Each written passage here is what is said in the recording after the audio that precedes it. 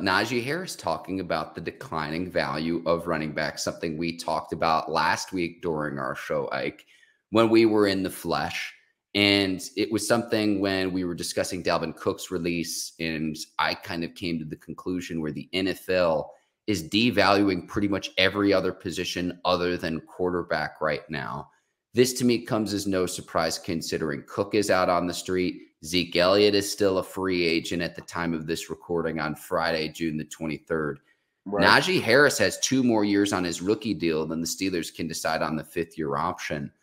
But this to me is like, are we really going to devalue someone like Cook, who has had 4 consecutive 1,000-yard seasons? Yeah. I understand the declining production, but 4 straight 1,000-yard seasons and he's a free agent, like that just doesn't add up to me, Ike. And before I turn it over to you, my general premise is this. I understand you need an elite level quarterback to go on and win a Super Bowl, or someone who's at least competent. But I wonder at what point in the NFL teams decide to start to zag and to say, okay, yeah, we'll get a rookie or we'll get someone who's decent and then load up around that quarterback. We don't necessarily need to pay a quarterback 50, 55, what Joe Burrow will eventually make with $60 million per season. That's how I see this. What say you? Yeah, so to answer the Najee discussion, we're talking about the devaluing of the running backs. It's just tough. It's just tough right now. The league and the fans want to see points. So unless you're a Christian McCaffrey, unless you're Alvin Kamara, who can hit a big home run every blue moon or have a lot of splash plays, and Dalvin Cook has been rushing for past 4,000 yards in the past 5 years. That's just what he do. He been hitting 1,000 4 out of 5 years. So it's crazy we don't look at that as he has a lot of value, So, but I think the reason why running backs don't get paid as much or as least paid as probably the top offense position is because people want to see points, so the receiver's going to get paid. Even the tight ends now are getting paid, So now it's the quarterback, it's the quarterback, it's the receivers, then it's the tight ends, then after that it's the running backs when you want to talk about skill position. And the running backs, if you look at it, they damn near get paid like the centers. So we already know, if you're an offensive tackle, you're offensive tackle on the outside and you're an all-pro, you're going to get paid. But until a team like the Tennessee Titans win a championship and people really see the value of a Derrick Henry, we can run the ball, even though it might not be a fan style or a fan favorite, they're just going to keep devaluating the running back position. So until somebody wins, that Super Bowl on running like how the Tennessee or even Lamar Jackson and company, them lead the league in rushing. Until somebody win it that style, they're not going to value that position. When we was playing the Sean Alexanders, the Jerome Bettis, all them guys, it was damn near running. It was more running than passing, so say. So they value running backs a little bit different. But nowadays, points is everything. Points is views when it comes down to the NFL, Mark. So everybody want to see. They don't want to see the 17-13 game. That ain't doing nothing for their fantasy. So it's a lot involved when it comes down to points and making the game go back and forth. And just if you're not one of them Christian McCaffrey,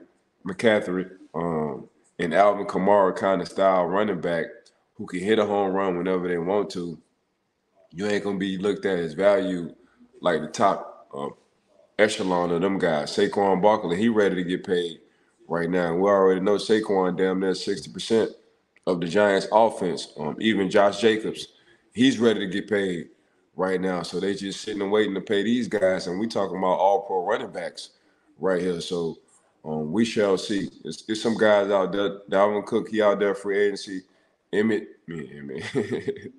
Ezekiel Elliott, he's out there free agency. And also Kareem Hunt. And you know how I feel about Kareem Hunt. Kareem Hunt before he got into his trouble, man, he was one of those guys at KC. And even when Nick Chubbs got injured, you saw Kareem Hunt change the tempo when he came in for the Cleveland Browns. So it's just right now, that's just a pool. You just sitting in the subway, so say, waiting for the train to pull up. And for the train, for these guys, the team to call you. And also, you don't want to overvalue yourself too. You don't want to ask for too much because teams ain't paying. If the franchise tag going for 10 and you ask for 8 and you 27, 28 years old, they ain't gonna look at you like that.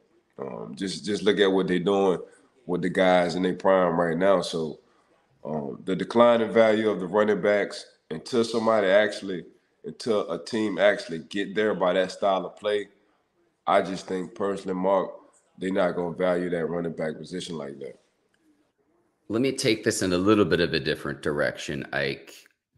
I think teams will continue to be creative in their use of running backs. And this, I don't want to say originated, but I know that the Steelers did this with Le'Veon Bell when he was going through his contract dispute, because it wasn't just quarterback under center, turn around, hand him the ball. Now, they did that a lot, but finding ways to get a running back in space, swing passes out of the backfield, putting a running back in the slot. I know that the 49ers can do that with McCaffrey because he has the ability to do that. They'll do that with Debo as well. So to where it's not just traditionally what we've always had as the tailback, the running back position in the NFL, but Right. finding ways to get guys in space to create mismatches, particularly in one-on-one situations where they're prone to make the defender miss. Yeah, I mean, you just look at what they're coming out with now from college. Bijan Robinson. Have you ever watched a man come out the backfield and catch the ball?